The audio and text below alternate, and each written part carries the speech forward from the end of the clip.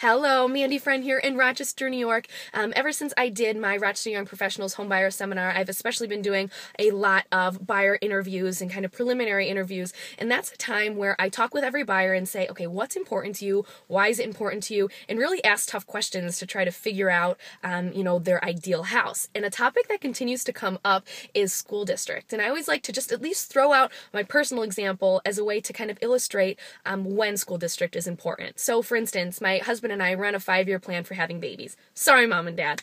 But what that basically means is that when you have babies in 5 years and then they go to school in 4 to 5 years after that. So essentially, school district to me is important 10 years away. So I could buy a house for 3 years, for 5 years, for 7 years, and school district still won't be important. Now, I put important in quotes, of course, because there is so much value that comes to a school district in terms of the community involvement and all that, and I'm not downgrading that.